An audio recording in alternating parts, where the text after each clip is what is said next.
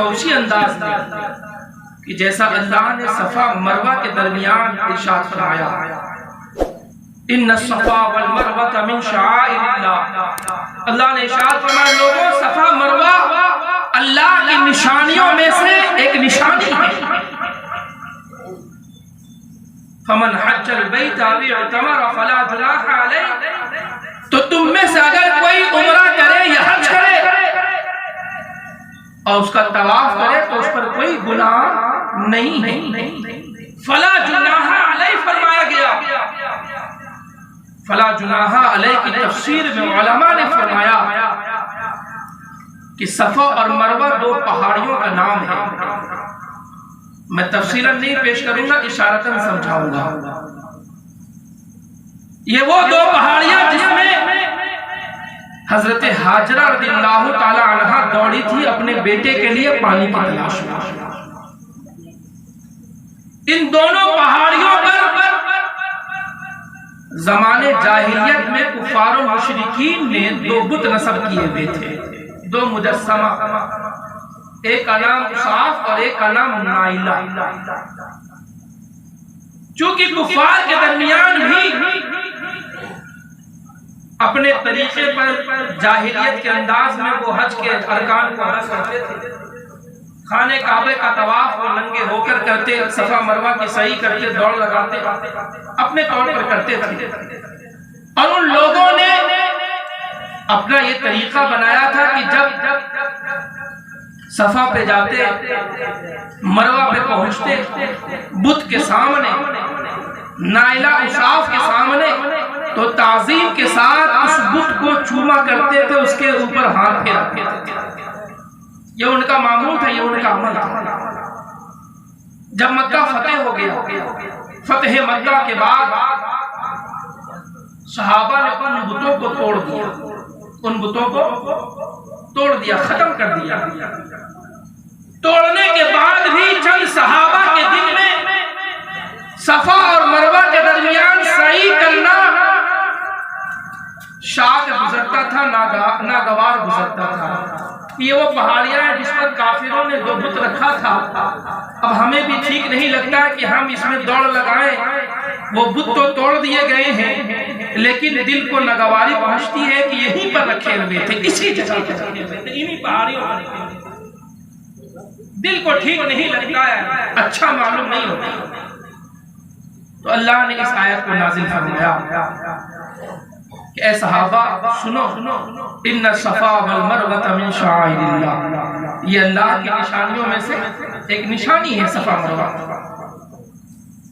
تم میں سے کوئی حج کرے، عمرہ کرے تو اس پر کوئی گناہ نہیں ہے کہ اس کی وہ صحیح کرے، یعنی اس پر جو بت نصب تھے اسے توڑ دیے گئے ہیں۔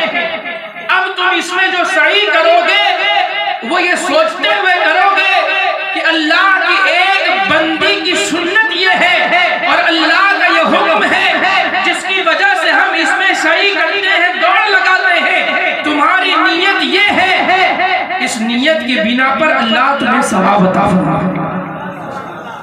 اسی طرح سے تعزیہ کا حکم جو ہمارے بزرگوں نے فرمایا، جو لوگ غلط کرتے ہیں تو اس غلط طریقے کو ہمیں اپنانا نہیں ہے، بلکہ جو صحیح طریقہ ہمارے بزرگوں نے ہمیں دیا ہے اسی پر ہمیں عمل کی کوشش۔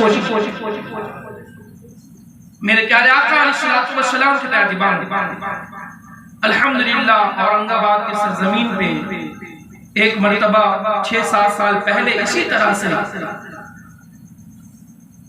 10 تاریخ گزر کر جو یہ 11 کی تاریخ آتی ہے، 11ویں شب میں ہمارا بیٹھے ہوئے ہیں، ایک محفل ہوتی تھی جی ٹی روڈ پہ، آج بھی وہ ہو رہی ہے، کئی سال تک مسلسل میں اس میں حاضر ہوتا رہا۔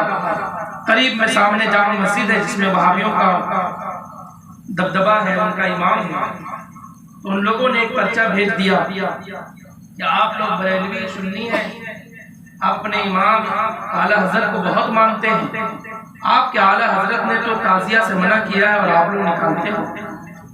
اس کا جواب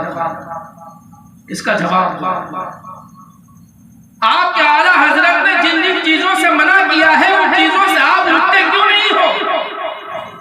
جب آپ کا عمل آپ کے اپنے ہی امام پر نہیں ہے تو پھر ہم لوگوں پر انگلیاں اٹھانا چھوڑ دو۔ اس نے بہت سارے سوالات اس کاغذ میں کیے، بہت سارے علماء تھے، سب ایک دوسرے کو پرچہ تھماتے گئے کہ آپ جواب دو، آپ جواب دو، آپ جواب۔ بہرحال اس ناچیز کو موقع ملا، میں نے کہا ٹھیک ہے، مجھے شرط یہ ہے کہ 10 سے 11 بجے کا وقت چاہیے، میں جواب دوں گا تو بھائی جو جواب سننا چاہتا ہے، جس نے سوال بھیجا ہے وہ منتظر ہوگا، اس کو تو سنانا اصل مقصد ہے نا، وہ سنے گا ہی نہیں۔ آپ مجھے 3 بجے 2 بجے رات کو بلاؤ گے تو فائدہ کیا ہوگا؟ جی تو الحمدللہ میں نے جواب وہاں دیا۔ اللہ کا فضل ہے، حضور سرکار تاج الشریعہ کا کرم ہے کہ آج بھی اس محلے کے سنی نوجوان تعزیہ بناتے ہیں، لیکن نقشے صحیح کے مطابق بناتے ہیں، اور بنا کر خرافات جو ہوتے وہ نہیں کرتے، بلکہ اعلیٰ حضرت نے جو فرمایا ہے اسی کے مطابق عمل کرتے، اسی کے مطابق آج بھی عمل کرتے ہیں۔ تو تعزیہ بنانا، اگر آپ امام حسین کے روضہ کے ہو بہو عین نقشے کے مطابق منائیں تو آپ کے لیے جائز ہے، ورنہ آپ کے لیے جائز نہیں ہے۔ عوام کا پیسہ لے کر آپ نے ناجائز کام کیا اگر، تو علماء بیٹھے ہوئے ان سے پوچھیں، قیامت کے دن آپ جواب دے ہوں گے، آپ جواب دے ہوں گے۔ میرے پیارے آقا علیہ السلام کے تعلیمات، آپ بنانا چاہتے ہیں، آپ کی محبت ہے تو آپ تھرماکولی کا نہیں، آپ سونے کا بنا لیں، چاندی کا بنا لیں، اپنے گھر میں رکھیں، ادب کے ساتھ جہاں رکھنا ہو رکھیں، جیسے مدینہ شریف کا نقش بناتے ہیں، خانہ کعبہ کی تصویر بناتے ہیں، اجمیر معلیٰ مزار اقدس کا نقشہ بناتے ہیں، آپ بنائیں، لیکن ادب و احترام کے ساتھ جو شرائط اسلام نے بتائے اس کے مطابق۔ اب ہمارے لوگوں میں ہوتا یہ ہے کہ لوگ اس کے اندر ایک مصنوعی قبر بناتے ہیں، 5ویں کے دن جاتے ہیں مٹی لانے جائیں گے، مٹی لانے جائیں گے، نماز پڑھنے جائیں گے۔ بولیے بھائی ایسا کر رہے ہیں کہ نہیں کر رہے آپ؟ اور ہر گاؤں میں ہر محلے میں ایک خلیفہ ہوتا ہے، خلیفہ ہوتا ہے کہ خواہ مخواہ ہوتا ہے، مجھے سمجھ میں نہیں آتا۔ ارے بھائی خلیفہ کا کام کیا ہے؟ خلیفہ کا کام یہ ہے کہ نماز کی پابندی کرے۔ میں سبوں کی بات نہیں کرتا، بہت سارے خلیفہ ایسے ہیں جو باشرح بھی ہیں، نماز کے پابند بھی ہیں، پرہیزگار بھی ہیں، لیکن اکثر کا معاملہ ایسا ہے کہ ان سارے کاموں سے اس کا کوئی تعلق نہیں جن کاموں کے کرنے کا حکم امام حسین نے فرمایا۔ مصنوعی قبر بنانا یہ جائز نہیں ہے، تعزیہ بنانا جائز ہے جو میں نے آپ کو بتایا۔ اب اس میں کیا کیا ناجائز ہے وہ بتایا، کیا کیا ناجائز ہے وہ میں آپ کے سامنے رکھ رہا ہوں کہ جو آپ مٹی لینے جاتے ہو نا، شریعت میں اس کی کوئی اثر نہیں، آپ کہیں نہیں دکھا سکتے۔ اگر آپ کو کہیں حوالہ مل جائے، کہیں پروف مل جائے، آپ کے علاقے میں تو بہت سارے علماء موجود ہیں، ان سے آپ پروف مانگے، مجھ سے انعام ملنا چاہیے، لیکن آپ کو کہیں بھی حوالہ نہیں ملے گا کہ مٹی لینے جایا جائے، رکھا جائے، لایا جائے، مصنوعی قبر بنائی جائے۔ اسی طرح سے لوگ جب تعزیہ کو لے کر گھومتے ہیں، بنانا تو ٹھیک ہے، رکھنا ٹھیک ہے، ایک جگہ گھمانا جائز نہیں ہے، یہ غیروں کا طریقہ ہے، اس پر عمل نہیں کرنا ہے۔ لوگ اسے گھماتے ہیں اور صرف گھمائے تو بات الگ ہے، لیکن ساتھ میں ڈھول تاشے کا بھی اہتمام ہوتا ہے۔ لوگ ڈھول بھی پیٹتے ہیں، باجے بھی بجاتے ہیں، ہارمونیا بھی بجاتے ہوئے نظر آتے ہیں، اور یہ ہر علاقے میں لوگ کر رہے ہیں، ہر علاقے میں لوگ کر رہے ہیں۔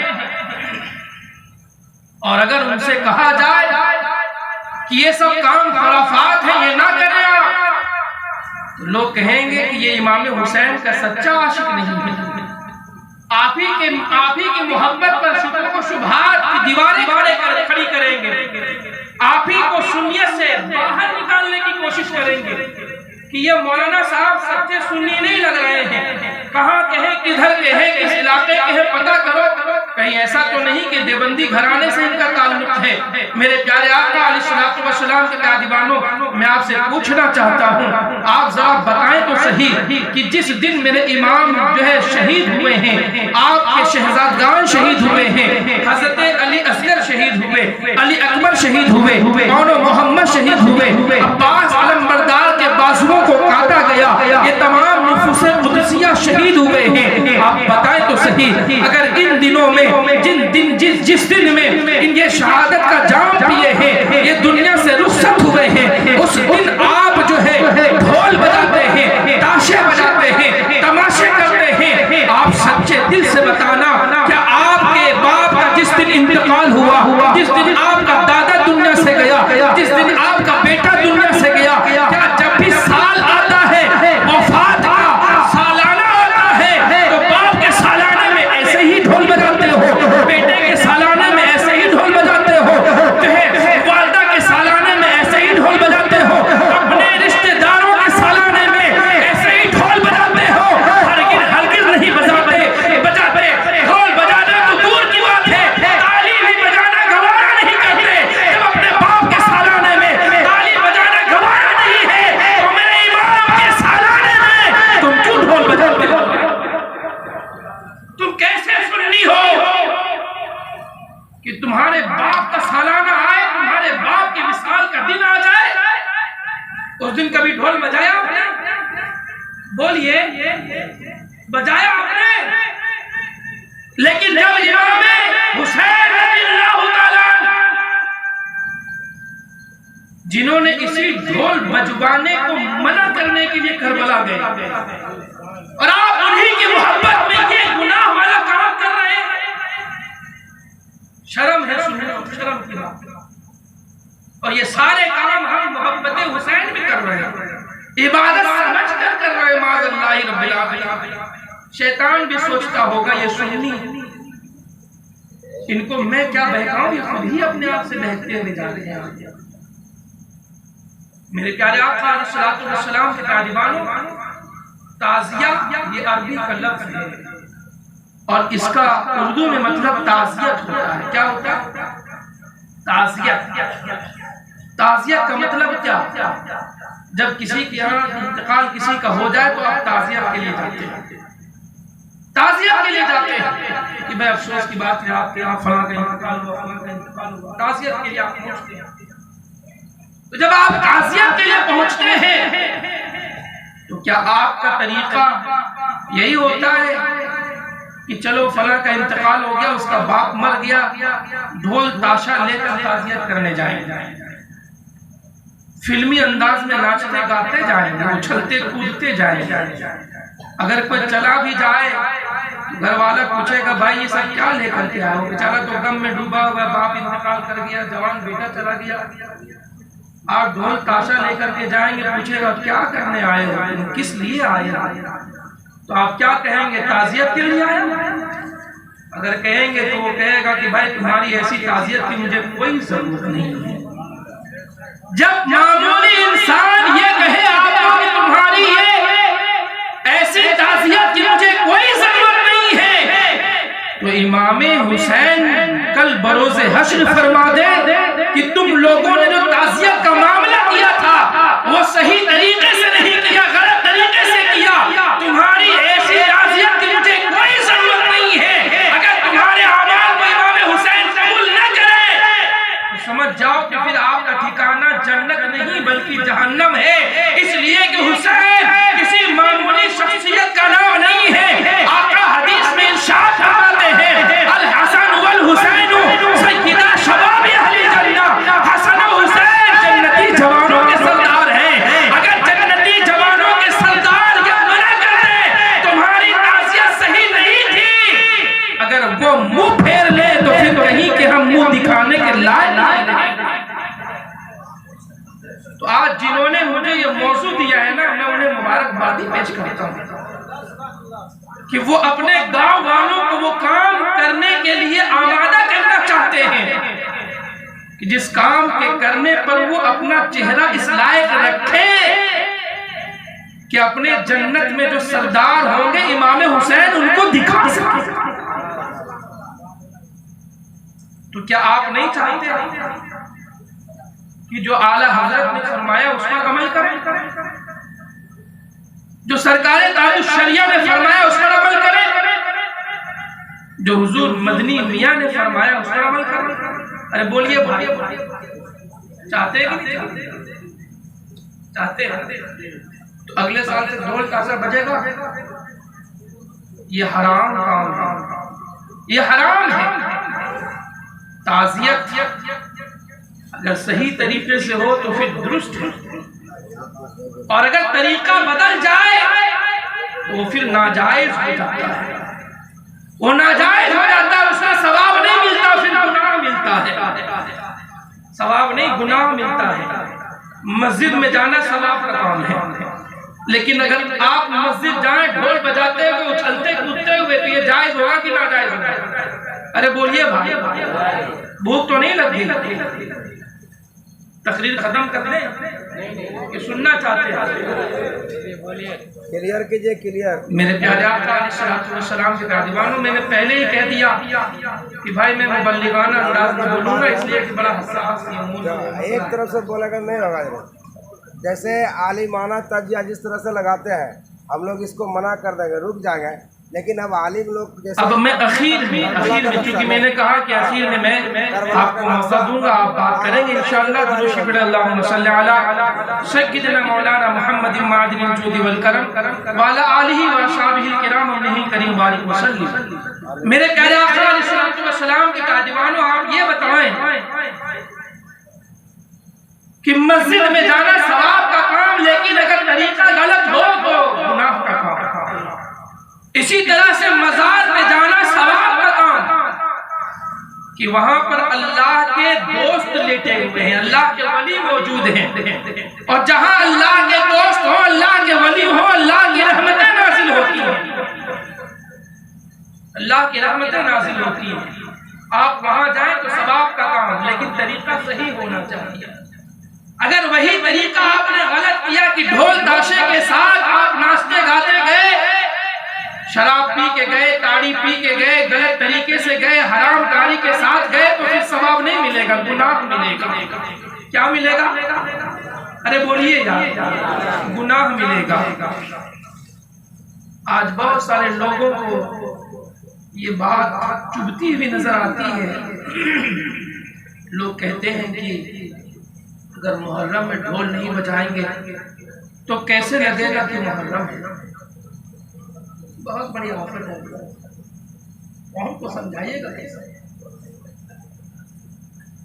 میں یہاں کی بات نہیں کر رہا، بہت سارے علاقوں کی بات کر رہا ہوں، من جملہ میں باتیں کر رہا ہوں، ہے نا؟